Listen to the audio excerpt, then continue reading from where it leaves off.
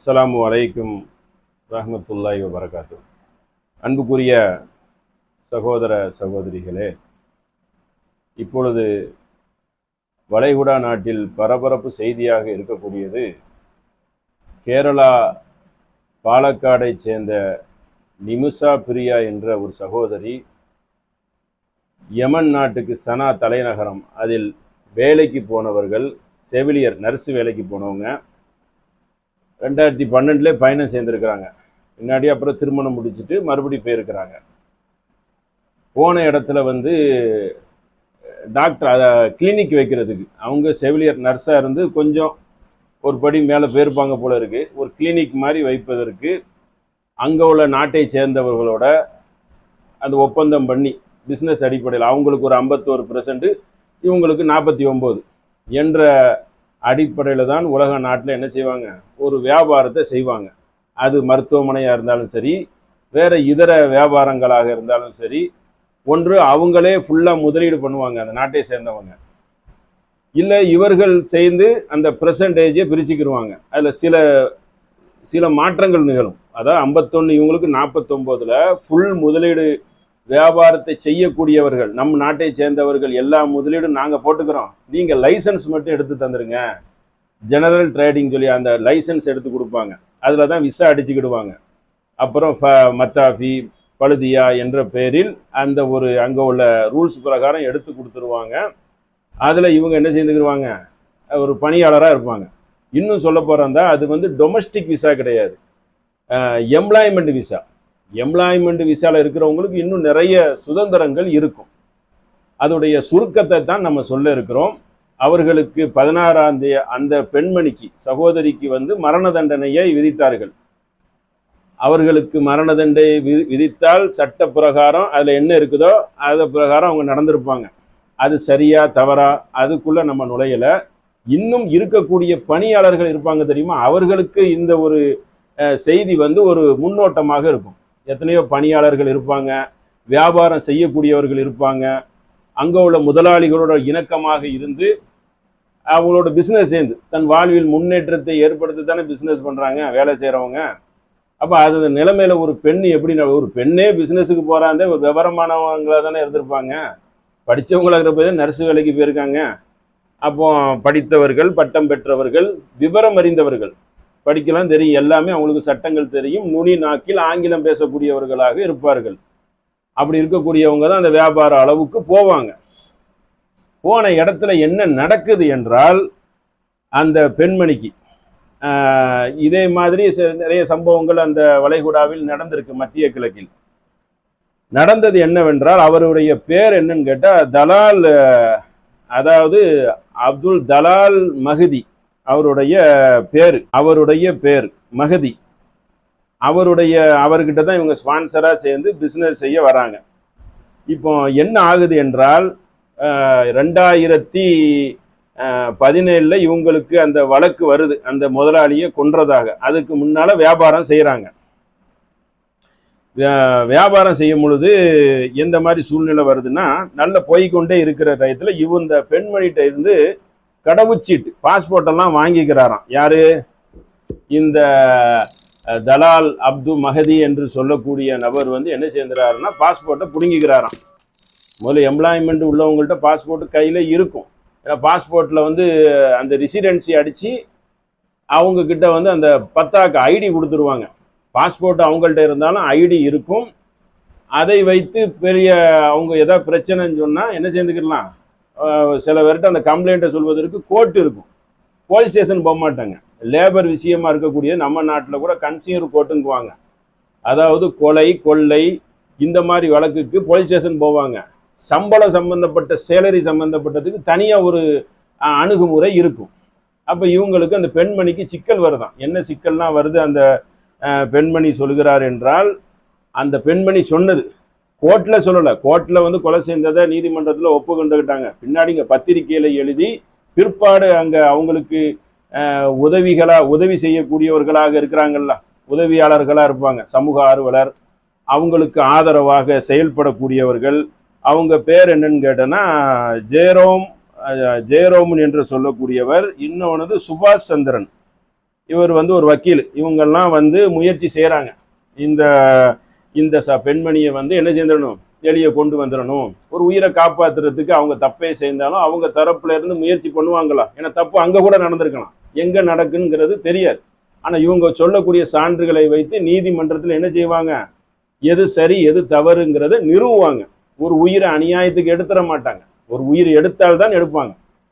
சரி, இப்போ விஷயத்துக்கு வந்துடும். அந்த பெண்மணி வந்து என்ன சொல்றாங்கன்னா, என்னையே தொந்தரவு செய்கிறாரு.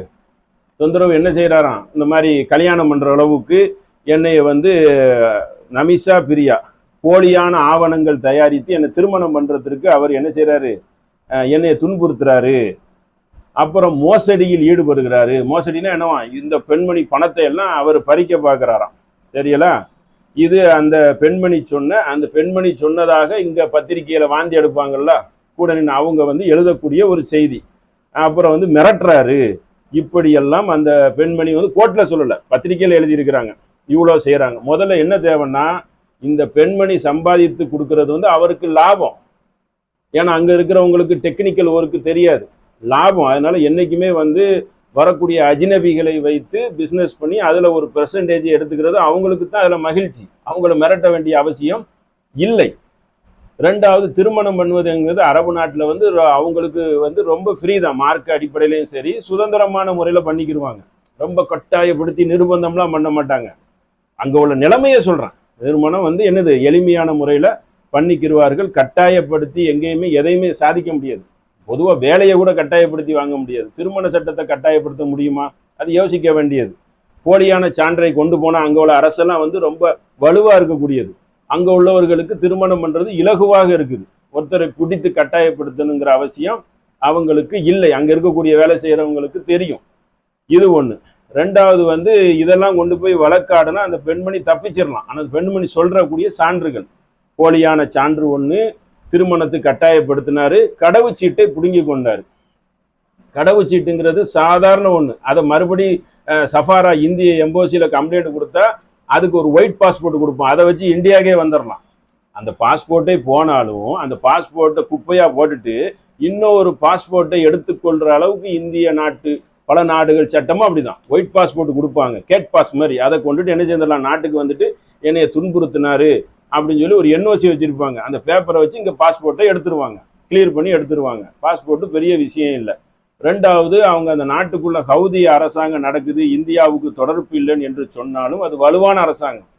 அங்கேயும் கோர்ட்டு இருக்கும். அவங்க ஒன்றும் புதுசு இல்லை. 2012 வேலைக்கு போயிருக்காங்க, 2017 கொல்லப்படுறாங்க. ஒரு அனுபவமும் அங்கே அவங்களுக்கு ஒரு லாபமும் இருக்க போய் தான் இந்த இந்த மருத்துவ கிளினிக்கை வந்து வைக்கிறாங்க. அது இல்லாமல் வளைகுடா மத்திய கிழக்கில் கவர்மெண்ட் ஆஸ்பத்திரி அதிகம், பெருசாக ஒரு லாபம்லாம் இருக்காது, ஒரு அளவுக்கு தான் இருக்கும். ஏன்னா அவங்க அரசாங்க ஆஸ்பத்திரியை நிறைய வச்சிருப்பாங்க. பெரிய அளவுக்கு அதில் ஒரு சம்பாத்தியம் கொட்டுற அளவுக்குலாம் கிடையாது. ஹோட்டலில் கொட்டுற அளவுக்கு கூட அதில் கொட்டாது. அந்த அளவுக்கு தான் அங்கே உள்ளது இருக்குது. ஏன்னா அங்கே வந்து பெரும்பாலும் ஃபார்மசி மெடிக்கலில் வாங்கி என்ன செய்வாங்க, அந்த சைதலியா அங்கே வாங்கிய மாத்திரையை போட்டு பெனடோலும் அடோலும் போட்டே குணப்படுத்திட்டு போயிடுவாங்க. பெரிய அளவுக்கு என்ன செய்யாது அதில் வருவாய் அந்தளவுக்கு. ஏன்னா அரசு ஆஸ்பத்திரிகள் இருக்கிறது. அப்போ அவர்கிட்ட அந்த பெண்மணிகிட்ட பிடுங்கணும்னு என்ன இல்லை, அவசியம் இல்லை. ரெண்டாவது, வேலை இந்த மாதிரி பிஸ்னஸ் பண்ணிட்டு மாட்டிக்கிட்டாங்க, வேலையில் மாட்டிக்கிட்டாங்க. டொமஸ்டிக்கில் அப்பாவிங்க போவாங்கல்ல, ஆடு மேய்க்க மாடு மேய்க்க வீட்டு வேலைக்கு, அவங்க தான் கஷ்டம். அவங்க தான் வீட்டில் வந்து வீட்டு சிறைச்சாலை மாதிரி வீட்டில் வச்சுருப்பாங்க. அவங்க கூட செவரேறி குச்சி தப்பிச்சு ஓடி போயிடுவாங்க. இவங்க வந்து யாருன்னு கேட்டால் எம்ப்ளாய்மெண்ட்டு, படித்த வேலைக்கு போகிறாங்க. நுனி நாக்கில் பெரிய ஆங்கிலத்தை பேசி அறிவுத்திறனை பேசி அவங்களுக்கு வெல்ல முடியும். அந்த அளவுக்கு சுதந்திரம் இருக்குது. அந்த நாட்டிலே இல்லைன்னா கூட தரை மார்க்கமாக இன்னொரு நாட்டுக்கு தப்பிச்சு போயிடலாம். பக்கத்தில் சவுதி இருக்குது, சனாலேருந்து ஓமான், வேற சிட்டிக்கு ஓடி போய் என்ன செய்யலாம். அங்கே இந்திய அரசுக்கு தொடர்பு இல்லை, தூதரகம் இல்லைன்னு என்று சொன்னாலும் பக்கத்து இடத்துக்கு ஓடி போயிடலாம். பஸ்ஸெல்லாம் மார்க்கங்கள் இருக்கும், ஓடி போயிடலாம். அதுபோக இன்னொன்று என்னன்னு கேட்டால், அந்த நாட்டில் வந்து எல்லா அரபு நாடுகள்லையும் ஒரு விஷயம் இருக்குது. என்னன்னு கேட்டால், சவுதி, குவைத்து, கத்தார் எல்லா நாட்டிலையும் அந்த அவங்க சொல்லக்கூடிய ஏமானையும் சேர்த்துக்கிறங்க. என்னன்னு கேட்டால், வேலைக்கு போனவர்களுக்கு பாஸ்போர்ட்டோ துன்புறுத்தலோ இல்லை அது காணா போயிட்டோ ஏதோ ஒன்று இருந்தாலும் அந்த நாட்டில் எதுவுமே இல்லாமல் பணி செய்வார்கள். ஒருத்தர் 2 பேர் இல்லை, பல லட்சம் பேர். கானூன் போடச்சுன்னா அந்த நாட்டுக்கு புறப்பட்டு வந்துடுவாங்க. அது வரைக்கும் கள்ளத்தனமாக வேலை பார்ப்பார்கள், நண்பர்கள் வீட்டில் போய் அமர்ந்து கொள்வார்கள். இதெல்லாம் அரபு நாட்டில் இருக்க மத்திய கிழக்கில் இருக்கக்கூடியவர்களுக்கு தெரியும். ஒண்ணுமே இல்லாம இருந்துக்கிடுவாங்க. அதாவது எந்த ஆவணங்களும் இல்லாமல் அவங்க துன்புறுத்தினா ஓடி போய் இன்னொரு இடத்துல என்ன செஞ்சிருவாங்க, தஞ்சம் புகுந்து இருக்கிற அளவுக்கு அங்க அனுமதி இருக்கு. அது இல்லாம இந்த மாதிரி சட்டம் போட்டு அனுப்புவாங்க 2 வருஷத்துக்கு ஒரு தடவை, ஆவணங்கள் இல்லாதவங்க எல்லாம் கிளம்பிருங்கன்னு சொல்லி. எதுக்கு இதெல்லாம் சொல்றேன்னா, ஒருத்தர்கிட்ட சண்டை போடணும்னு அவசியம் இல்லை, தப்பிச்சிடலாம். உடனே இவங்க போலீஸ் ஸ்டேஷன் போறாங்களாம். அங்க போய் இவங்களுக்கு நீதி கிடைக்கலையாம். இதெல்லாம் பத்திரிக்கையில வர்றது. போலீஸ் ஸ்டேஷன் போகணும்னு அவசியமே இல்லை. முதல்ல அப்படியே போலீஸ் வழக்கில் போய் தன்னுடைய ஓனரை குறை சொன்னாலும் அவங்க நியாயத்தை தட்டி கேட்டிருப்பாங்க. ஆனா இவங்க எழுதியிருக்கிறது நீதிமன்றத்தில் அந்த பெண்மணி ஒப்புக்கொண்டுக்கிட்டாங்க. இருந்தாலும் போலீஸ் காவல்துறைக்கு போகணும்னு அவசியமே இல்லை. இது வந்து லேபர் சம்பந்தப்பட்டது. கடவுச்சீட்டு இல்லை, துன்புறுத்துறாங்கன்னா சஃபாரா போகணும். அதாவது இந்திய தூதரகம் இல்லைன்னா வேற பக்கத்துல இருக்கான்னு பார்க்கணும். போகலாம், நான் இங்கேருந்து வந்திருக்கேன், இந்த நாட்டில் வேலை பார்த்தேன், இவங்களுக்கும் இந்திய தூதரகத்துக்கும் கனெக்ட் இல்லை. இந்திய தூதரகத்துக்கு கனெக்ட் இல்லாத நாட்டில் ஒருத்தர் வேலையை பார்க்கக்கூடாது. முதல்ல நமக்கு அவங்களுக்கு சேஃப்டி கிடையாது. இப்போ கூட என்ன சொல்றாங்க, ஈரானுக்கு போகாதீங்கன்ட்டாங்க, பாதுகாப்பு இல்லைன்னு சொல்லி இன்றைய செய்தியில. அப்போ பாதுகாப்பு இல்லாத இடத்துக்கு போகக்கூடாது, காந்தியை மதிக்கலன்னு சொல்லிட்டு சவுத் ஆப்பிரிக்காவுக்கு போகக்கூடாதுன்னு முன்னாடி பாஸ்போர்ட்ல எழுதி வச்சிருந்தாங்க. ஈராக்கு போகக்கூடாதுன்னு எழுதுவாங்க. அப்போ இதெல்லாம் மீறி ஒருத்தர் பணத்துக்கு ஆசைப்பட்டு எந்த நாட்டுக்கு என்ன செய்யக்கூடாது, போகக்கூடாதுன்னு சொல்லி அப்பப்போ வெளித்துறை அமைச்சர்கள் பேட்டி கொடுத்துட்டு இருக்கிறாங்க. இதெல்லாம் வந்து வேலை பார்க்கக்கூடியவர்களுக்கு ஒரு எச்சரிக்கையாக தான் நான் இதை பேசுறேன். இனிமேல் வேலை பார்ப்பீங்களா, அவங்களுக்கு இது என்ன இருக்கும், ஒரு அறிவுரையாக இருக்கும். அப்போ இந்த பெண்மணி இவ்வளவு கம்ப்ளைண்ட் சொல்லி போட்டு என்ன செய்யறாங்க, 6 நாள் போலீஸ் ஸ்டேஷன்ல இருந்தாங்களாம். இருந்துட்டு வெளியே வந்துட்டாங்க. போலீஸ் ஸ்டேஷன்ல இருந்து வெளியே வந்துட்டாங்க. உடனே போலீஸ் துறையில் ஒரு வார்டன் இருக்காராம். வார்டன் அவர்கிட்ட தான் ஐடியா அந்த பெண்மணி வந்து கேட்குறாங்க, என்ன செய்யலாம், என்னைய வந்து இப்படி வந்து என்ன செய்யறாரு, என்னைய வந்து மிரட்டுறாரு, இவர்னால எனக்கு பெரிய ஒரு துன்புறுத்தல் இருக்குது என்று சொன்ன உடனே அவர் கொடுக்குற யோசனையின் பேர்ல நீங்க மயக்க மருந்தை எதையோ கொடுத்துட்டு அவர்கிட்ட இருந்து கடவுச்சீட்டை வாங்கி, கடவுச்சீட்டு எங்க இருக்குன்னு இந்த பெண்மணிக்கு எப்படி தெரியும்? ஒருத்தருக்கு மயக்க மருந்து கொடுத்தா கடவுச்சீட்டெல்லாம் ஒழிச்சு வச்சிருப்பான், அதுக்குன்னு தனி அறையே வச்சிருப்பான். அவன் கையில இருந்திருந்தா, இவங்க சொல்வது உண்மையாக இருந்தால் ஒருத்தருக்கு மயக்க மருந்து கொடுத்தா அவன் மயக்கத்துல போயிருவான். அப்போ இவங்க எப்படி பாஸ்போர்ட்டை கண்டுபிடிக்க முடியும்? முதல்ல சரி, பாஸ்போர்ட்டை எடுத்தாலுமே அவங்க அதை வச்சு இன்னொரு நாட்டுக்கு தப்பிக்க முடியாது. ஏன்னு கேட்டா, சில அரபு நாடுகள்ல, சவுதி, அந்த யமனு, இன்னும் பஹ்ரைன்லையும் இருக்கும், சில நாடுகளில் ஒரு சட்டம் போட்டு வச்சிருக்கான். என்னன்னு கேட்டா, இப்போ குவைத்திலையும் போட்டிருக்கான், அந்த டிக்கெட் எடுத்தால் அந்த நாட்டுக்கு போச்சுல வந்து என்னன்னு கேட்டா கிளியரன்ஸ் சர்டிபிகேட் வேணும். அதாவது இந்த மாலிக்கு வந்து என்ஓசி கொடுக்கணும். இப்படி ஒரு உள் சட்டம் போட்டு வச்சிருக்கான். துபாயில எல்லாம் அது கிடையாது. அதான் பாஸ்போர்ட்டை கொண்டு டிக்கெட் எடுத்துட்டு உடனே வர முடியாது. கஃபீலுக்கு வந்து அவங்க ஒரு என்ஓசி கொடுப்பான். அது வந்து அங்க என்ன செய்திரும், ஏர்போர்ட்டுக்கு போயிடும். அதை வச்சு தான் வருவாங்க. அப்படி ஒரு கிடுக்குபடியான ஒரு சட்டம் போட்டு வச்சிருக்கான். அவ பாஸ்போர்ட்டை எடுக்கணுங்கிற அவசியமும் இல்லை, தேவையில்லையே. அந்த ஐடியை வச்சு அவங்க சாதிச்சிடலாம். பாஸ்போர்ட்டே தேவையில்லை. ஒரு சஃபாரால வேற பக்கத்து நாட்டில் கூட போகலாம். ஏன்னா இவங்க வந்து சனால தான் இவங்க ஆட்சி நடக்கு, ஹவுதியுடைய அதிகாரம். அவங்க ஒமன் பெருசு, ஏமன்.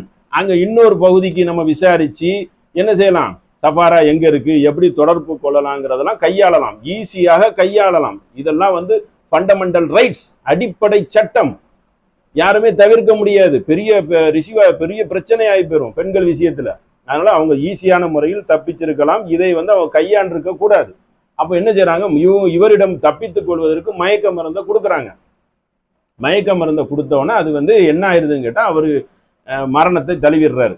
அப்புறம் அவர் வந்து பாடியை வந்து வெட்டப்பட்டு தண்ணி தொட்டியில வீசப்பட்ட மாதிரிலாம் அவருடைய சகோதரர் என்ன செய்யறாரு, அதை வந்து அறிவிக்கிறார். யாரு, இந்த அப்துல் தலால் மஹதியுடைய சகோதரர் வந்து அப்துல் பதேங்கிறவர் வந்து ஒப்புக்கொள்ள மாட்டிருக்காரு. சமரசத்துக்கு இடம் இல்லைன்னுட்டாங்க இப்போ உள்ள செய்தியில. அப்போ அவர் அறிவிக்கிறார், பாடியை வந்து எப்படி அவங்க வந்து டாக்டர், அந்த நர்ஸுக்கு படிக்கக்கூடியவங்களுக்கு அதில் பாதி டாக்டர் அளவுக்கு போயிடுவாங்க, எவ்வளோ மருந்து கொடுக்கணும், எவ்வளோ கொடுத்தா அவங்க இருப்பாங்க. இந்த தூக்க மாத்திரையே அளவுக்கு அதிகமாக போட்டால் செத்து போயிடுவாங்க, மரணத்தை தழுவிடுவாங்க. இது தெரிஞ்ச விஷயம் தானே. அப்போ எப்படி வந்து அளவுக்கு அதிகமாக கொடுத்தாங்க, ஏன் ஊசி குத்துற அளவுக்கு ஏன் போகணும், அவன் தப்பிக்கிறதுக்கு வேற வழியே இல்லையா? இதெல்லாம் அவங்க செய்ததாக அவங்க ஒப்புக்கொண்டிருக்காங்க. அது போக அவங்களுடைய ஆதாரங்கள் எப்படின்னா, அரபு நாட்டுக்குள்ள போனோடனே ஃபிங்கர் எடுத்துருவாங்க. நம்ம நாடு இப்போ தான் ஆதாரில் வந்திருக்கான், அவன் 40 வருஷத்துக்கு முன்னாடி அந்த சட்டம் வச்சிருக்கான். மேலை நாடுகளை பார்த்து ஃபிங்கரை வச்சதை அவங்க என்ன செய்வாங்கன்னு, யார் செய்தாங்கன்னு சொல்லி ஃபிங்கரை வைத்து கண்டுபிடிச்சிருவாங்க. அப்போ போலீஸ் ஸ்டேஷன்ல 6 நாள் இருந்தாங்களாம். அது சிறை வார்டனுடைய உதவியோட தன்னுடைய ஓனர் தொந்தரவு தாங்க முடியாமல் தொந்தரவுக்கு போட்டு இந்த மாதிரி அவங்க மயக்க ஊசி கொடுத்து கொலை செய்ததாக நீதிமன்றத்தில் 2020 வந்து இவங்க வந்து மரண தண்டனைக்கு உரியவர், தூக்கு தண்டனை கொடுக்கணும்னு சொல்லி அதை நீதிபதி வந்து அந்த உத்தரவை பிறப்பித்துட்டார். இப்பொழுது 16ஆம் தேதி தூக்கு என்று இருக்கும் பொழுது பல முயற்சிகள் செய்கிறாங்க. என்ன முயற்சி செய்கிறாங்கன்னா, ஒரு 8,60,00,000, ஏன்னா இஸ்லாமிய சட்ட பிரகாரம் உயிருக்கு உயிர், அப்படி எடுத்தால் தான் வந்து தவறுகள் குறையும், மனிதர்கள் வாழ முடியும். அப்படிப்பட்ட சட்டம் தான் இந்தியாவுக்கு வேணும்னு சொல்லி இந்தியாவில் பல முக்கிய மந்திரிகள்லாம் சொல்கிறாங்க. ஒருத்தன் கொலை பண்ணிட்டா அவனுக்கு அந்த சட்டம் அந்த தண்டனையை கொடுத்தா தான் கொலைகள் குறையும். அப்படிப்பட்ட சட்டம் இருக்கனால அங்கெல்லாம் அடிக்கடிலாம் கொலை நடக்காது. கொலை செய்ய பயப்படணும். ஒரு உயிரை எடுக்கலாமா? உயிரை எடுக்க தற்கொலை பண்ணுறதை அரசு விரும்புமா? ஏன் உயிரை நான் எடுத்துக்கிறேன்னு சொன்னால் கூட அரசு விரும்பாது. ஏன்னா எப்படி உயிரை எடுக்கலாம்? உன் உயிரை எடுக்கிறதுக்கு உனக்குன்னு ஒரு டயம் இருக்குது. அந்த இதில் நீ ஆசைப்பட வேண்டாம், உன் உயிர் தானாக போயிடும். தற்கொலை பண்ணுறது அரசே விரும்பாமல் இருக்கச்சில நீ போய் ஒரு உயிரை எடுக்கிறதுங்கிறது பெரிய குற்றம் அல்லவா? அப்போ என்ன ஆகுதுன்னா 8,60,00,000 ரூபா கொடுத்து எவ்வளவோ முஸ்தீப் எடுத்து அவங்க முயற்சி பண்ணினாங்க. ஏன்னா அந்த பிளட் மணி, குருதி பணம் என்றால் இரத்த பணம், அதாவது அவங்களுக்கு அந்த ஈடு கொடுக்கறது, ஈடேற்றம். அதாவது இதுக்கு பதிலாக ஒரு தொகையை கொடுத்து அவங்க மன்னிப்பு, அதாவது குடும்பத்தில் யாராவது ஒருத்தர் இவங்களுக்கு சாதகமாக நான் அவங்கள மன்னித்துட்டேன், குர்ஆன் சட்டத்தில் அப்படி இருக்கு, மன்னிப்பு கொடுத்து விட்டால் என்ன செய்வாங்க, அந்த தொகையை பெற்றுக்கொண்டு விடுதலை செய்து விடுவாங்க. இந்த ஒரு மனிதாபிமான அடிப்படையில் இஸ்லாம் அல்லாஹ் ரப்புல் ஆலமீன் மனித குலம் மேலே கருணையாளனாக இருக்கிறதுனால சரி திருந்தி வாழ்வதற்கு அப்படி அவங்க மன்னிப்பு கொடுத்துட்டா போங்க, ஒரு தொகையை பெற்றுக்கொண்டுட்டு போங்க என்று சொல்வதற்காக இப்படி ஒரு சட்டம் இருக்கிறது. அதனால் இவ்வளோ பெரிய தொகையை என்ன செய்கிறாங்க, வசூல் பண்ணி இந்த அவங்களுடைய ஆதரவாளர்கள் எல்லாம் கொடுத்தாலும் அவங்க குடும்பத்தில் அதை என்ன செய்யலை, அதை பெறுவதற்கு தயாராக இல்லை. அவங்க தயார் இல்லை, நாங்கள் வந்து பெறவே மாட்டோம் என்று அவங்க வந்து சொல்கிறாங்க. அதற்கு இஸ்லாமிய மதகுருமார்கள், சூஃபி, இந்த மனிதர்களை எல்லாம் தெய்வ வழிபாடு, மனிதனுக்கு சக்தி இருக்குன்னு நினைக்கக்கூடிய அந்த தர்கா வழிபாடை ஆதரிக்கக்கூடிய அபுபக்கர் முஸ்லியார் என்று சொல்லக்கூடிய அவங்களை பிடித்து, இன்னும் மதகுருமார்கள் அவர்களை பிடித்து அவங்க என்ன செஞ்சிருக்காங்க, காந்தாபுரம் அங்கே இருந்து நீங்கள் ஒரு ஆறுதல் சொல்லுங்க அப்படின்னு இருக்காங்க. ஆறுதல் சொல்லி மாறி அந்த சகோதரி வந்தால் நமக்கு சந்தோஷம் தான். நமக்கு என்ன இருக்கு, அந்த அரசாங்கத்துக்கு கூட என்ன இருக்கு, ஒருத்தரை வாண்டடாக பிடிச்சி கொலை செய்யணுங்கிறது அரசாங்கத்துக்கு வந்து அப்படி ஒரு ஆசை இருக்குமா? நம்ம நாடு மாதிரியா கூட்டு மனசாட்சி பிரகாரம் எங்களுக்கு வந்து ஒருத்தரை தூக்கு கொடுக்கணும்னு ஆசை இருக்கு, அதனால கொடுப்போம் அப்படின்னு சொல்றதுக்கெல்லாம் இல்லை. முறைப்படி விசாரிச்சு தான் கொடுக்கணும். ஏன்னா ஒரு உயிரை எடுக்கிறது மாபாதக செயல். அந்த மாதிரி செய்ய மாட்டோம். உழைக்க போனவர்களுடைய உயிரா, நாட்டை அழிச்சக்கூடிய பெரிய பெரிய கொடியவர்களுடைய உயிரான்னு கேட்குறான். பாவப்பட்டவர், வேலைக்கு சேர்ந்தவங்க, வேலைக்கு போனவங்க வேலையை பார்த்துட்டு வந்திருக்கணும். அதை விட்டு போட்டு தேவையில்லாத ஒன்றை பார்க்கச்சல என்ன சேர்ந்துடுறாங்க, மாட்டிக்கிறாங்க இப்படி. அப்போ என்ன ஆகுதுன்னா, இந்த சூஃபி போடக்கூடிய இந்த அபுபக்கர் முஸ்லியார் என்று சொல்லக்கூடிய முஸ்லியார் மதகுரு, அவரை வைத்து பேசின உடனே இன்னைக்கு ஒரு இணக்கம் ஏற்பட்டதாக என்ன செய்திருக்காங்க, தகவல் வந்திருக்குது. கொஞ்சம் தள்ளி வைக்கலாம் அப்படின்னு சொல்லி அவர் வந்து இந்த பரலேவி கூட்டத்தை உள்ளவர், இந்த எல்லாத்தையும் வந்து கடவுள் அம்சம் சாய்பாபா குரூப் மாதிரி மனிதர்களுக்கு ஆற்றல் இருக்குன்னு எப்படி எழுதியிருக்கிறார் என்றால், இவர் வந்து எப்படிப்பட்டவர் என்றால் நபியே போன்றவர் ஆவார் எழுதியிருக்காங்க பத்திரிகையில். அவருக்கு வந்து சக்தி, மந்திர சக்தி இருக்கிறது, எதுனாலும் நடந்துரும் என்று சூஃபி மாநாடு ஒன்று நடக்குது. மாநாடுன்னா இந்த மாதிரி மனித தெய்வம் இருக்குங்கிற நம்பக்கூடிய ஒரு மாநாடு நடங்கச்சுல என்ன செய்யறாருன்னு நரேந்திர மோடியை இவரை கௌரவித்தார். நரேந்திர மோடி கௌரவித்தா மந்திரவாதி தான் அப்படின்னு சொல்லி அவங்க வந்து சிலாகித்து போட்டிருக்கிறாங்க.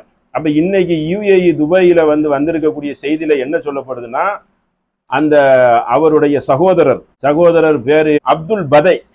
இந்த அப்துல் பதை மஹதிங்கிறவர், அவர் சகோதரர் என்ன சொல்றாருன்னா, எங்களுக்கு வந்து என்ன இல்லை, நாங்கள் சமரசம் ஆக மாட்டோம். அவர் அடுத்தடுத்து கொடுக்குறாரு. அரபு செய்தியில் வந்தது, நாங்கள் இந்த மரண தண்டனையை நிறைவேற்றும் வரை நாங்கள் ஓய மாட்டோம், எந்தவித அழுத்தத்திற்கும் நாங்கள் வந்து அடிபணிய மாட்டோம், அடிபணியத்திற்கு இடமே இல்லை, நாங்கள் தொடர்ந்து இதை வந்து போராடி இதை வந்து நாங்கள் வெல்வோம் அப்படின்னு சொல்லி அவர் வந்து என்ன செய்திருக்கிறாரு, அவர் சகோதரர் நாங்கள் பெற மாட்டோம்னு சொல்லியிருக்கிறார். ஆனால் தள்ளி வச்சிருக்கிறாங்க. ஒருவேளை அந்த பெண்மணியை மன்னித்து சரி ஓகே மன்னித்து நாங்கள் விட்டுறோம்னு சொல்லி இஸ்லாமிய சட்ட பிரகாரம் அதுக்கு ஓரளவு சட்டம் இருக்குல்ல, ஒருத்தர் மன்னிச்சாலும் போதும்.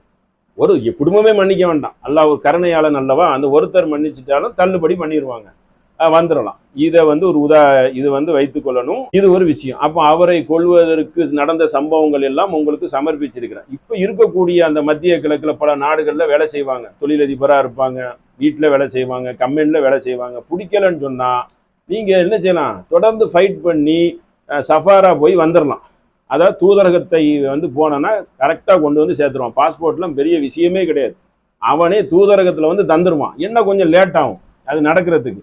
அப்படியே பாஸ்போர்ட்டே அவன் தரமாட்டேன்னு சொல்லிட்டாலும் தரமாட்டாங்கிற வழக்குக்கு ஒரு பேப்பர் இருக்குது, அதை எழுதி ஒயிட் பாஸ்போர்ட் கொடுத்து நம்ம இங்கே என்ன செய்திடலாம், கேட் பாஸ் மாதிரி இந்தியாவுக்கு வந்துடலாம். வந்ததுக்கப்புறம் இங்கே எனக்கு அந்த பாஸ்போர்ட்டை தராமல் காஃபியில் இந்த மாதிரி சேர்ந்து விட்டான்னு சொல்லி அந்த வழக்கு அந்த பேப்பர் இருக்கும், அதை சப்மிட் பண்ணனா என்ன செஞ்சிருவான், உங்களுக்கு இங்கே வந்து ப்ளூ கலர் பாஸ்போர்ட் வந்துடும். அதனால் பாஸ்போர்ட் அவன் வச்சுக்கிட்டு அழுதாலும் அதை பற்றி என்ன இல்லை, கவலை இல்லை. எல்லாத்துக்கும் சட்டம் இருக்குது. அந்த சட்டத்து பிரகாரம் அந்த காணா போயிட்டுனாலே பாஸ்போர்ட் எடுக்கலாம். போலீஸ் ஸ்டேஷனில் ஒரு கம்ப்ளைண்ட் கொடுத்து ஒரு பேப்பர் வாங்கி இந்த இடத்துல வச்சேன், யாரோ பிக் பாக்கெட் அடிச்சு திருடிட்டு போயிட்டாங்க, பேக்கில் பாஸ்போர்ட் இருந்துச்சு, அந்த மாதிரிலாம் போதில்ல. பணத்துக்கு ஆசைப்பட்டவொன்னே பணத்துக்கு ஆசைப்பட்டு திருட வருவான், அதோட சேர்ந்து டாக்குமெண்ட்டும் போயிடும். அப்போ எப்படி மறுபடி டாக்குமெண்ட்டை எடுக்க, கீழே எரிஞ்சிரும், தண்ணியில் மழையில் நனைஞ்சிரும். அதுக்கெல்லாம் ஒரு சட்ட விதிமுறையை பயன்படுத்தி கொஞ்சம் அலைய வேண்டியது வரும். ஆனால் நிச்சயமாக என்ன செய்யலாம், எடுத்திருக்கிறார்கள், எடுக்கலாம். பெரிய கஷ்டமெல்லாம் கிடையாது. ஒரு மாதத்தில் வரக்கூடிய பாஸ்போர்ட் 2 மாதத்தில் வரும். அதனால் இந்த மாதிரி ஒரு தீய முடிவை என்றைக்குமே எடுத்து விடக்கூடாது. போல்டாக நின்று போராடி என்ன செய்யலாம், அரபு நாடோ மேலே நாடோ சட்ட பிரகாரம் அணுகி வரலாம். அதனால் இந்த சம்பவத்தை பொறுத்த வரைக்கும் அந்த சகோதரிக்கு மன்னிப்பு கொடுத்து அந்த தொகை, அவங்களுக்கு தொகைலாம் வேண்டான்ட்டாங்க. எப்படி என் சகோதரரை வந்து மருத்துவ தண்ணியில் மூழ்கடிக்கப்பட்டு இறந்துருக்காருன்னு சொல்லி அவங்க அந்த குருதி பணத்தை நாங்கள் வாங்க மாட்டோம், எங்களுக்கு நீதி தான் வேணும்னு சொல்லி போட்டாங்க. இருந்தாலும் அவங்க மதகுரும் இவங்க மதகுரும் வந்து அந்த அந்த பெரியவர்கள் பெரியார்கள் தலைவர்கள் என்று சொல்லக்கூடிய அந்த காலில் உழக்கூடிய அம்சங்களை எல்லாம் விரும்பக்கூடிய ஒரே மாதிரி இருக்கிறதுனால, ஒரே மெயின் செட்டில் இருக்கிறதுனால அதை என்ன செஞ்சுக்கிட்டாங்க, அந்த வழக்கை வாங்கி தள்ளி வச்சிருக்காங்க. ஒருவேளை அந்த சகோதரிக்கு அந்த மாதிரி ஒரு வாய்ப்பு கிடைத்தால் விடுதலை கிடைத்து விடும். அந்த குருதி பணம் அவங்களுக்கு இல்லாத பணமாக இருக்கும், இங்கேருந்து வேலைக்கு போகிறதே அவங்க சம்பாதிக்கிறது, அவங்க செழிப்பாக தான் இருக்காங்க. அப்போ கொலை செய்கிற அளவுக்கு போகக்கூடாது, என்றைக்கும் கொலை செய்ய அந்த அந்த முயற்சியே பண்ணக்கூடாது. பாஸ்போர்ட் எல்லாம் குப்பை, நம்மளை வச்சு அவங்க சம்பாதிக்கிறாங்க, அவங்க லாபம் தான் எதிர்பார்ப்பாங்க. அதனால் இதையெல்லாம் கவனத்தில் கொண்டுட்டு இறைவனுக்கு அஞ்சி நம்ம என்ன செய்துக்கிறோம், நம்ம வாழ்க்கையை அமைத்து கொள்ளணும். எந்த ஒன்றையும் போராடி வெளில பார்க்கணும், ஃபைட் பண்ணி வெளில பார்க்கணுமே ஒழிய கத்தி கப்படா கொலை கொள்ளை அந்த முயற்சிக்கு பண்ணக்கூடாது. நமக்கு பிடிக்கல என்று சொன்னால் எந்த முயற்சியில் நம்ம தப்பிக்க முடியுமோ அந்த முயற்சியில் தப்பித்து கொள்ளணுமே ஒழிய இந்த மாதிரி சிந்தனை இருக்கக்கூடியவர்களுக்கு யாருக்கும் என்ன செஞ்சிடக்கூடாது. இந்த பங்களாதேஷுக்காரங்க கூட இருப்பாங்க, ரொம்ப பேசினா என்ன செய்வாங்க, கையை காலை வெட்டி ஃப்ரிட்ஜி உள்ள வச்சுட்டு போனவன்லாம் இருக்கான். அந்த நாட்டுக்காரங்களுக்கு விசாவே பல அரபு நாடுகளில் வந்து என்ன செஞ்சிருக்கான், பந்த் பண்ணி வச்சிருக்கான். குவைத்து, கத்தார், சவுதியிலலாம் வந்து பந்து, இப்போ இப்படின்னு தெரியல, ரொம்ப வருஷமா பந்த் பண்ணி வச்சிருந்தான், விசா கிடையாது. ஏன்னா கிட்டத்தட்ட 2-3 பேரை கொலை பண்ணியிருக்கிறாங்க. அப்போ அந்த கொலைக்கு முஸ்தீப் எடுக்கிறது வந்து பெரிய குற்றம் அல்லவா, நாளைக்கு கொலை செய்யறது கை ஓங்கிரும்ல. அப்போ அதையெல்லாம் ஃபிங்கரை வைத்து கண்டுபிடிச்சி தான் அந்த சட்டத்தை என்ன செய்வாங்க, நிறுவுவாங்க. அது இல்லாமல் இந்த பெண்மணிக்கு தரப்புலேருந்து வழக்காடுவதற்கு 3 வருஷம் வாய்ப்பு கொடுத்துருக்காங்க. 2017 நடந்தது, 2020 கிட்ட தான் தீர்ப்பு கொடுக்குது. 2023 சொல்லி இப்போ வந்து என்ன செய்யுது, 2025 16 இந்த ஜூலை 16க்கு தூக்கு தண்டனை என்று சொல்லப்பட்டது. இப்போ ஒத்தி வைக்கப்பட்டு இருக்கிறது. அவர்கள் பின்வாங்கவில்லை என்று சொல்லிவிட்டார்கள். இன்மை என்ன வழக்கு வரும் என்பதை பொறுத்திருந்து தான் இன்ஷா அல்லாஹ் என்ன செய்வோம், பார்க்கணும். அந்த சகோதரிக்கு சாதகமாக தீர்ப்பு இருந்தால் வல்ல ரஹ்மான் அவங்களுக்கு வாழ்வளித்திருக்கிறான் என்று அர்த்தம். அதுதான் அதுக்குண்டான தகவல். இருக்கக்கூடியவர்கள் எந்த ஒரு தவறான சிந்தனைக்கும் போகக்கூடாது என்பதற்குத்தான் இந்த ஒரு தகவலை தெரிவித்துக் கொள்கிறேன். அஸ்ஸலாமு அலைக்கும்.